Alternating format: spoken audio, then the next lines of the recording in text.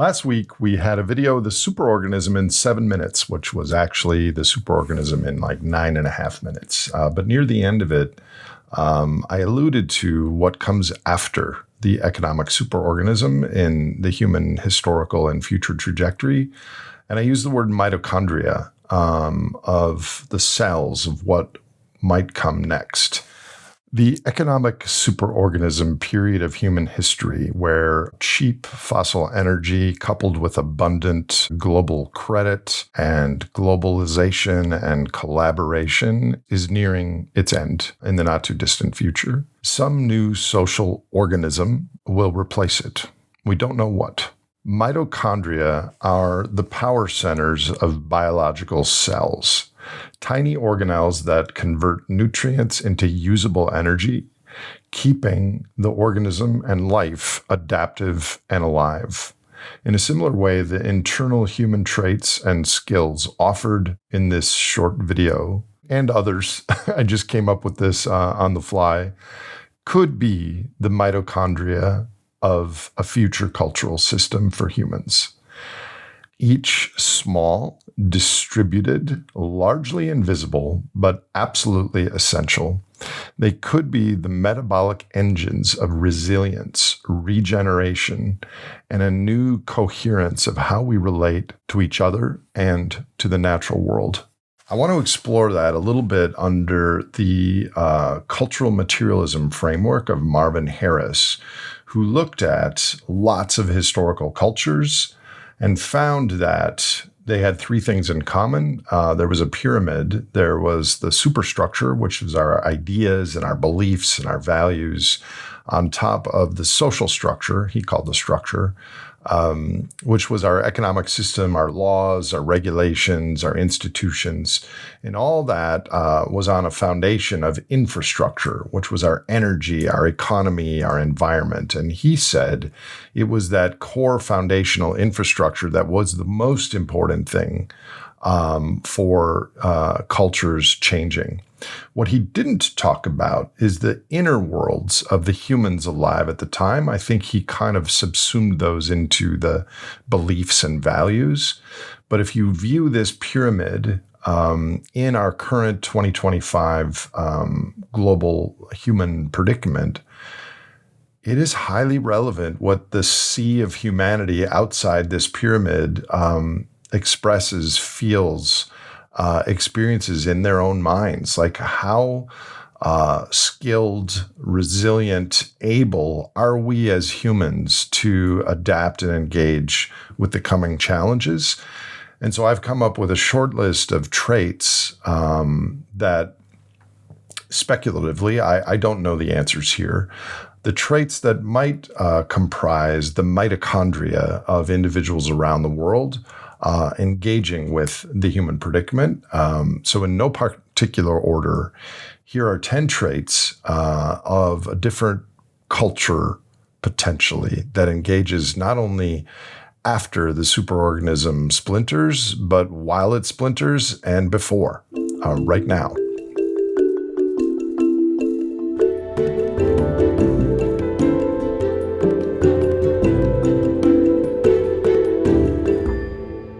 So first, which would be number 0 actually, is self-care. Because before we engage with the world, we have to take care of our physical and mental well-being of you, the human being, the person first. That means adequate sleep, nutrition, rest, exercise, all those things. And this is not self-indulgence. It is the baseline requirement for resilience in a fraying world. Regeneration, learning, creativity arise only when the parasympathetic nervous system is active. So self-care in these times is not a luxury. It's actually a neurobiological strategy. And so if we do nothing else, I think paying attention to self-care is critical, because only when we sleep well, eat decently, move often, and feel safe can we become agents of change. A dysregulated human body cannot sustain a new story. So if that's number 0, then number 1 is grounding. A grounded person is tethered, not just to place, but to their body, their breath, their emotional center. And in a storm of too much information and polarization and disorientation, groundedness is the ability to stay in that parasympathetic zone, calm, present, and able to hold space for others. You may have noticed from the start of this podcast a few years ago that I am more grounded. I'm certainly not fully grounded, but through a lot of help from others and a lot of personal work on meditation and time in nature and trying to find balance, I'm more grounded than I used to be in any case, because being grounded is an inner ballast of sanity in these crazy times. And ultimately, a grounded human becomes an attractor for safety and truth. And in turbulent times, groundedness is sanity. Next is post-tragic mindset. We're perhaps the only species that can grieve in the abstract. I do it all the time. Ecosystems, cultures, future generations of ours and other species. We don't just grieve in the moment, we can grieve in the abstract. But unresolved grief becomes unhealthy in our bodies. It's not metabolized. It results in cynicism or nihilism. And I believe it was Mark Gaffney or Zach Stein, I can't remember who coined the phrase post-tragic. And real briefly, pre-tragic is when you're just going about your life, seeing the world and everything looks fine because you're unaware of all the crap under the surface. Tragic is you're becoming aware of the meta crisis and all the things.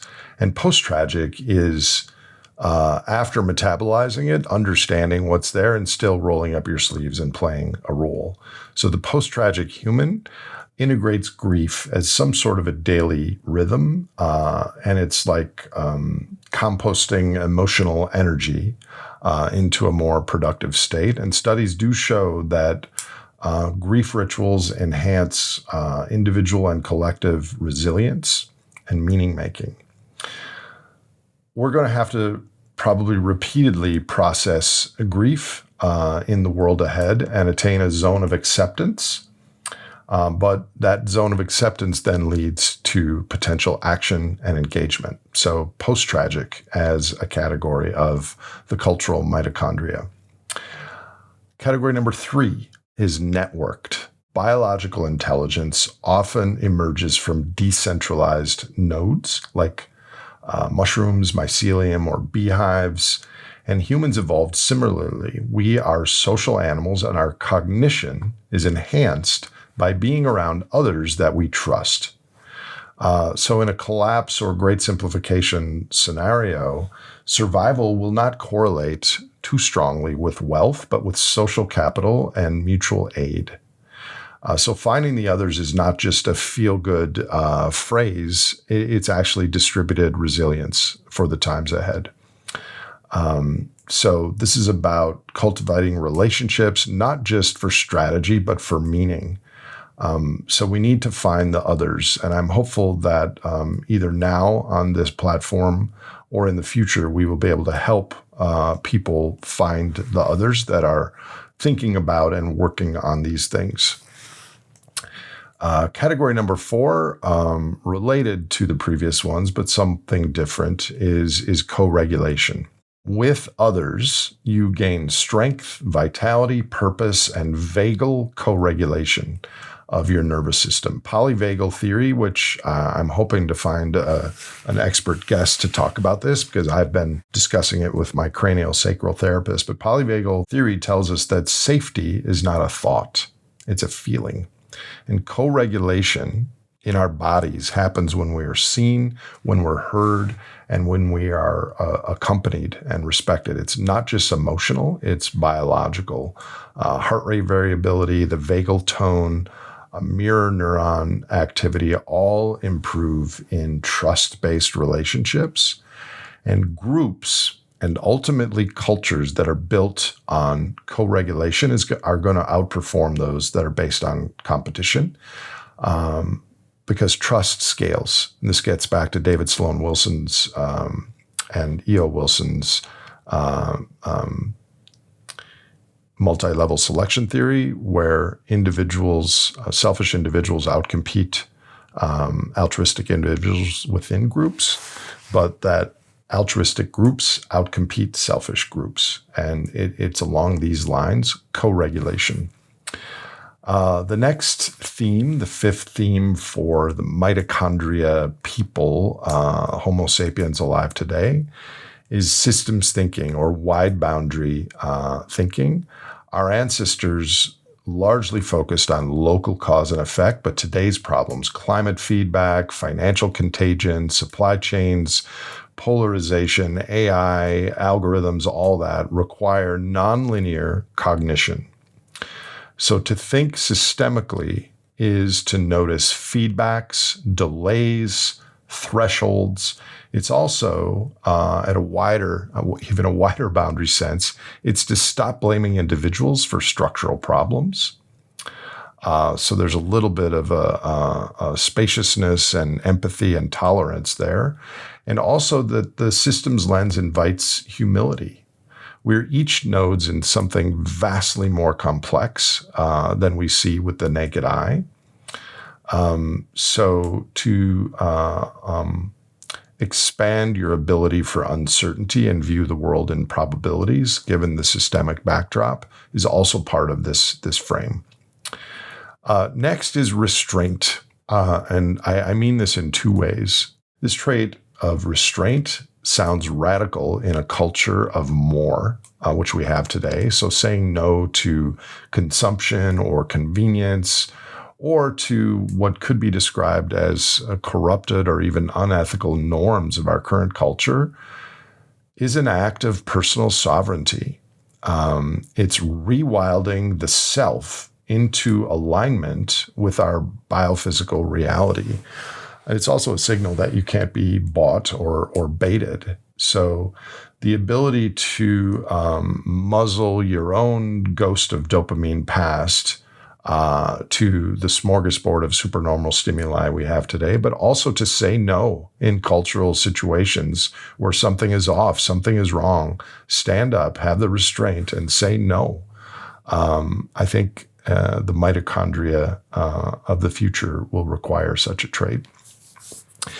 Next is status-free or status-aware and status-free, because the current economic superorganism thrives on hierarchy, image, identity, and constant comparison of yourself to others. And escaping the grip of this is going to require divorcing your self-worth from the status ladder and recognizing the futility of chasing all these likes and social approval and stimulation. It is really the rat race of our times.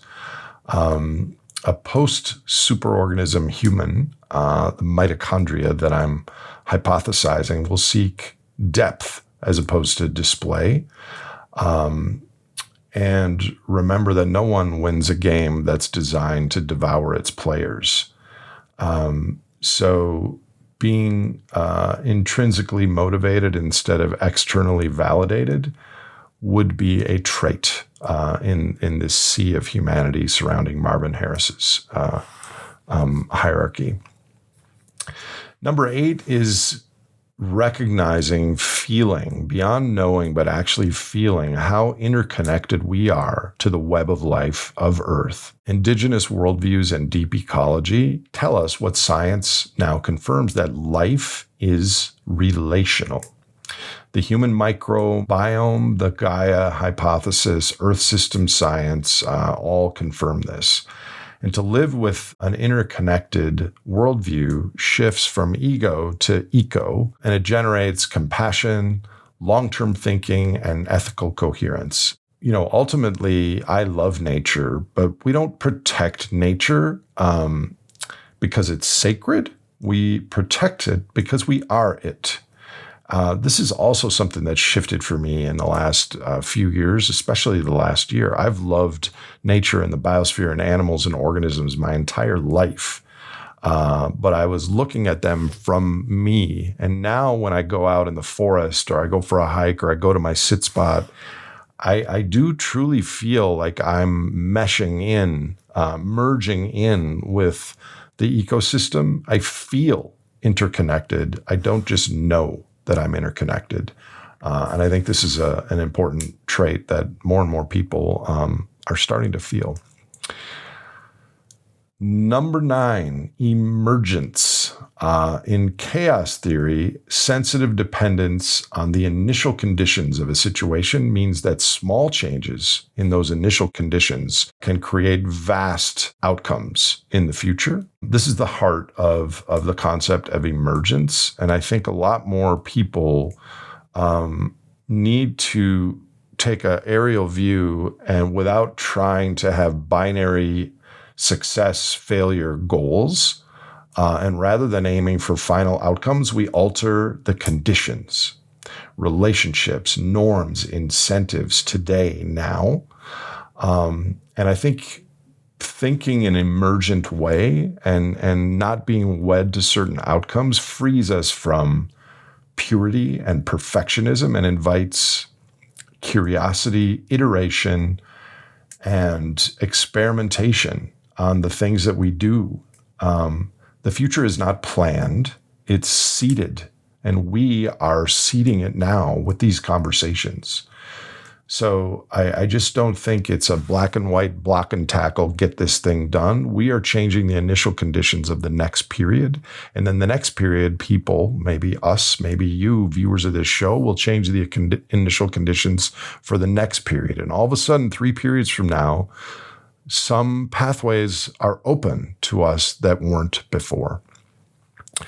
Last but not least is play and joy. And this one's optional, but powerful. Also something I've learned personally, so I'm throwing it in here. Number 10 is the ability to hold the gravity of collapse, or the great simplification, if you prefer, and retain levity and music and play and joy.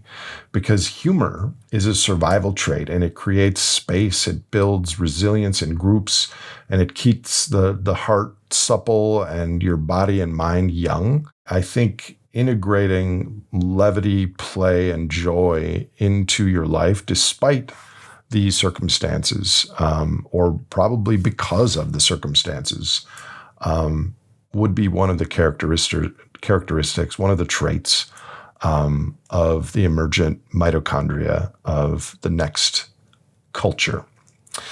So, again, I'm no expert on these things. I just think that this is not a bad quiver of arrows to aspire to play a different role in our culture as things become a little bit more chaotic and nonlinear and topsy-turvy. These traits aren't boxes to check. They're muscles to grow. And begin where you are. I'm on the path on many of these I just listed, and I'm just at the starting gate on many others. We don't need millions of people to be perfect. We don't need millions of people to sign up to all this, but we do need some people to live and think and act in different ways so that new seeds are planted in the rubble of this failing system. If you don't believe this system is failing, stick around, because next week's, frankly, is going to be the 10 major flaws that are still being taught in business schools, if I get it done in time. The people who carry some or most or all of these traits that I mentioned here, who live with groundedness and grief and restraint and joy, are not fringe in our society. They are the scout team.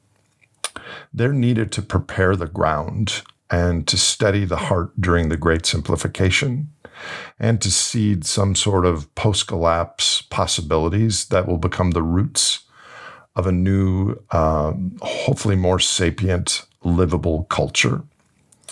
And to be honest, even if we didn't face the meta crisis, shouldn't we all be living this way anyways?